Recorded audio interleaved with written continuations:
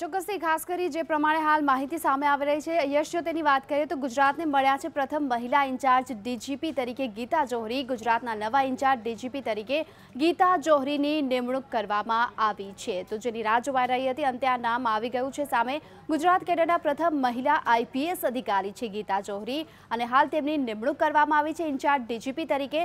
વર્ષ 1982 બેચના આઈપીએસ અધિકારી છે ગીતા જોહરી। આ ઉપરાંત આપને એ પણ જણાવી દઈએ કે હાલમાં પોલીસ હાઉસિંગ ફરજ બજાવી રહ્યા છે અને આજે જ તેઓ ઇન્ચાર્જ ડીજીપી તરીકે પદભાર સંભાળે તેવી શક્યતા પણ દેખાઈ રહી છે। ટૂંક સમયમાં જ તેઓ સીએમને મળ્યા હતા। કુખ્યાત ડોન લતીફને પકડવામાં તેમની ભૂમિકા મહત્વની હોવાનું પણ સામે આવ્યું છે। ત્યારે 2006માં સીઆઈડીમાં તેઓ કાર્યરત હતા અને હાલ તેમને નવા ઇન્ચાર્જ ડીજીપી તરીકે નિમણૂક કરવામાં આવી છે। રાજકોટ પોલીસ કમિશનર તરીકે પણ ગીતા જોહરી રહી ચૂક્યા છે અને હાલ તેઓ ઇન્ચાર્જ ડીજીપી તરીકે પદભાર સંભાળવા જઈ રહ્યા છે। રસાયણશાસ્ત્ર વિષય સાથે એમએસસી કરેલું છે ગીતા જોહરીએ।